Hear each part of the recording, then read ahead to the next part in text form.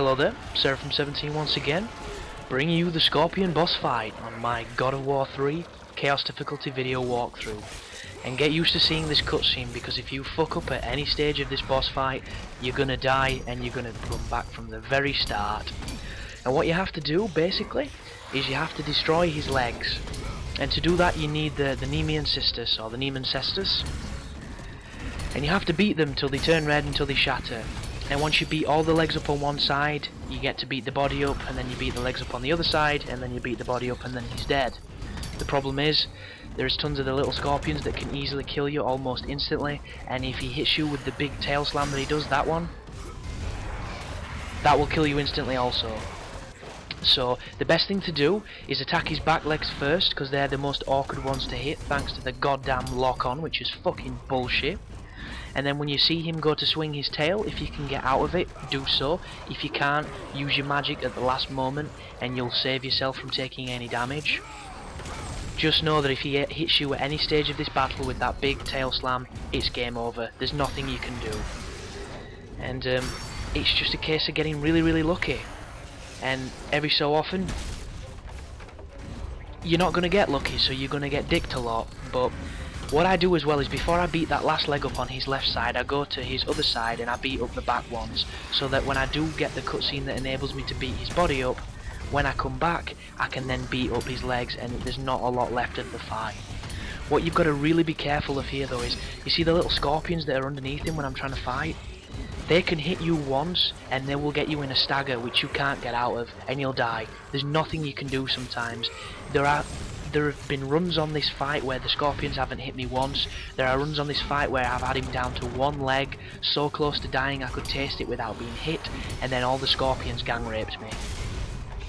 But right there, you see the flash, that means I use the magic on the Nemean Cestus to save my ass from taking damage. And when this happens, it means you have to beat his face up, and be careful now, because a ton of scorpions are going to come while you try and do this. And the easiest way to get this bit done is to go into the rage of the Sparta. And as soon as you see the circle, use it, and you're going to rip one of his fangs out. And all you have to do now is A, stay alive, and B, repeat the cycle to destroy his other legs. But it's not that simple, because what he does now is, he runs away. And when he runs across like that, it means he's going to spawn more of the scorpions. And this isn't too bad. The problem lies when he comes back up, because the first few times I tried doing this, he killed me instantly and I didn't know why. But on the recording room when I managed to do it, he didn't hurt me at all in those moments. But you just saw the breath attack he does. And you can block the breath attack, but if you're far enough away from it, it shouldn't hurt you. The best move to do against the little scorpions when they're all queuing up is the L1 and X, or L1 and square, sorry, with the Blades of Exile, and you will completely dick the mini scorpions. And it's just a case of being patient, not fucking up and getting really lucky, because now you have to beat up the other legs, and once you destroy them, it's over. If you can get that quick time event, it's just, as you can see, he's so eager to run away, and he can insta-kill you at this moment, and sometimes it doesn't make much sense, especially if you're in front of him, because what he'll do is he brings his stinger down directly where you are, and it can be really hard to dodge, so you need to get to his legs as quickly as you can so that he can't hit you.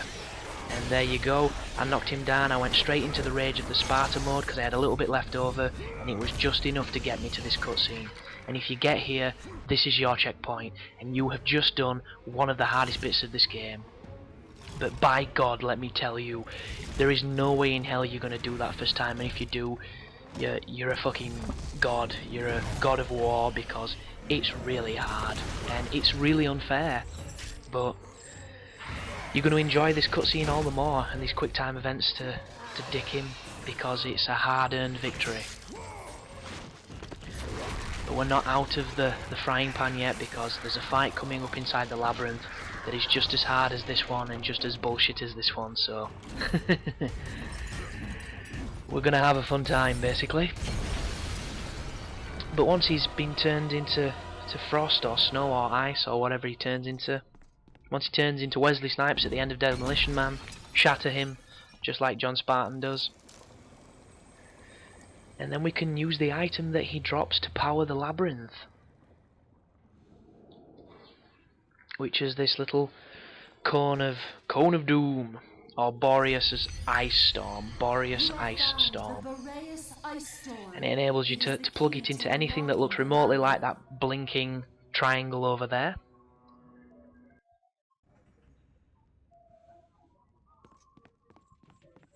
And what that's going to do is that's going to activate these ancient mechanisms and make them give out a big current of air so that you can use your wings of Icarus to traverse areas you couldn't get to before. And that's exactly what you're going to do, because as soon as that updraft occurs, use your wings and fly up to the top of the labyrinth. Jesus Christ. It's late. It's currently 2:27 in the morning where I live, so you'll have to forgive me for being a little dumb. And there you go, there's a nice little secret chest that you can use the head of Helios to find, and that's going to upgrade my magic, and I think that's a full magic bar. Yeah, no, I can't tell. It's very close to a full magic bar. I think there's one more that you can get.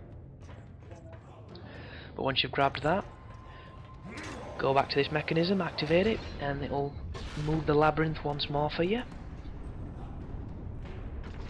And just enjoy this downtime, because that boss fight was so fucking stressful.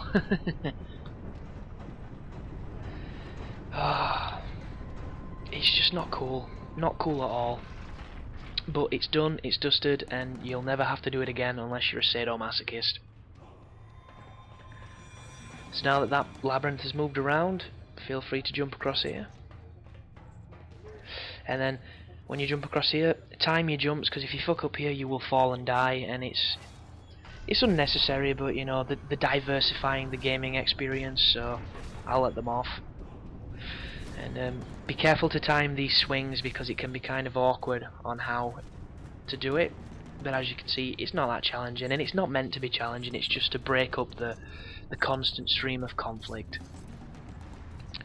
And then once you land on here, you have to come across to this mechanism and do the exact same thing you've been doing before, and it's going to move the labyrinth once more. And as you can see, a Gorgon's just spawned, and the first thing she does, the silly bitch, she tries to turn me to stone. And what do? I murder her, because that's what I do, basically.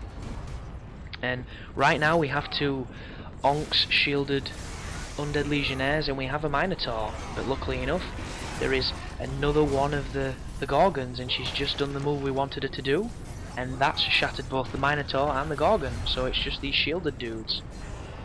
And this is an interesting fight, this, because you'll notice I don't have a lot of life and there's quite a lot of enemies, but if you control this situation well enough, it isn't too bad, and I thought it was going to be pretty challenging. But you've just got to be intelligent in how you fight, be as defensive as you can, and just be careful. And right now, the Minotaur's not on screen, so he's not a threat, but he's moved onto screen now, and he's slowly making his way towards me. Because there's only one of them, he's not a big threat.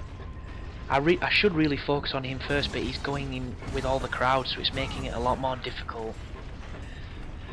So I advise getting rid of the shield guys as quickly as you can, and then you can focus on the Minotaur.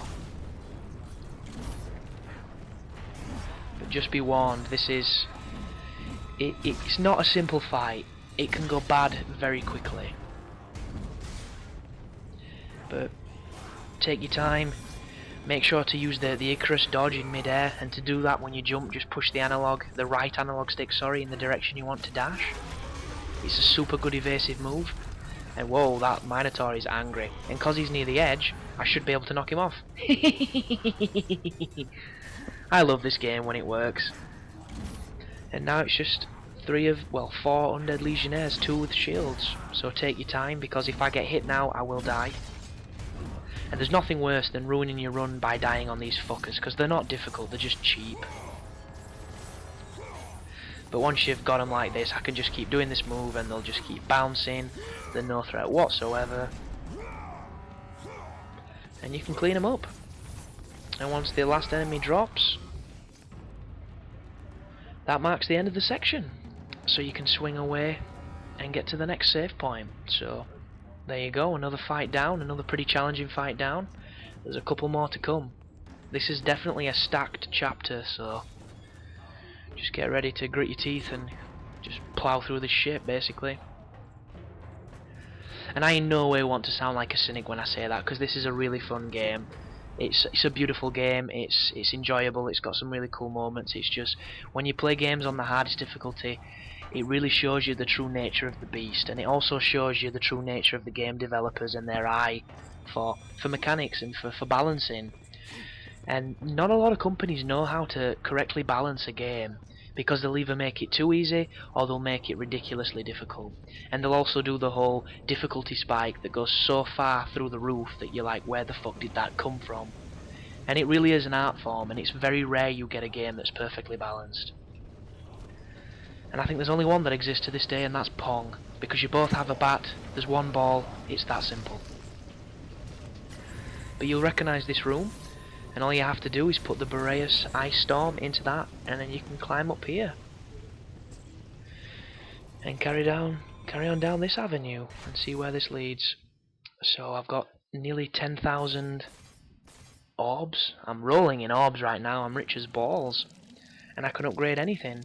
So I'm deciding to do the Nemesis Whip, because I don't know if I'm going to use it, but a bit more power on it is not gonna be missed. So let's get that shit on.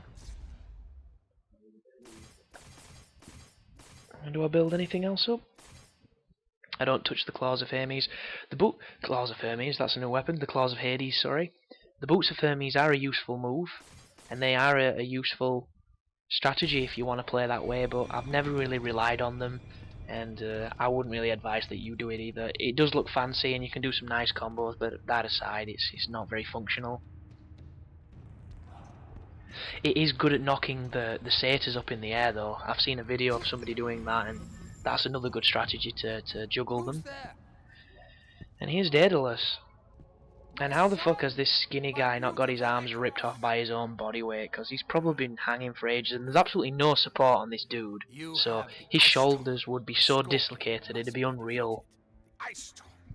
That is the secret of the labyrinth. To escape it, we must. But instead, he just kind of looks like Malcolm McDowell with a shaved head. I've seen the cubes moving into place. Now, once inside, you must use the gift of Boreas.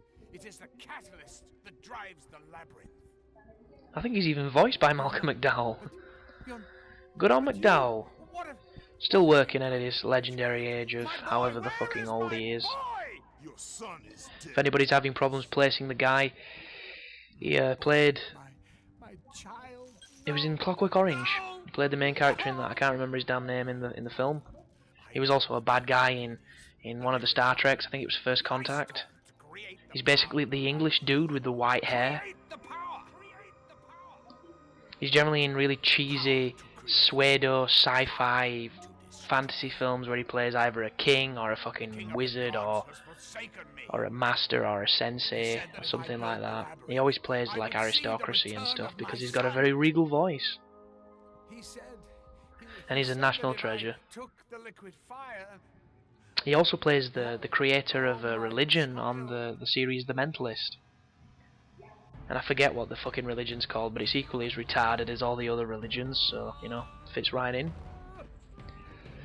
And this is the moment where I max my life out and then I fuck up and it goes back to being not max. Because to my right now, if you run along here, you're going to see some chests. There you go. 2 red chests and an upgrade chest that will give me full life. And then when I run back across here, you're going to see an edit where my life goes back from being full to being in this state. And the reason for that is I died on the chain because I was dicking about and I forgot to go and pick these back up because it didn't save them. And that's a load of bullshit if you ask me. So don't do it. Don't make the same mistake as I do. And we're coming to the end of this video, so thank you for watching my guide. Thank you for sticking with my channel. And yeah, we're getting close to the end of this. A couple videos to come, and you will finally be declared the God of War and kill Zeus. So thanks for watching. You all take care now.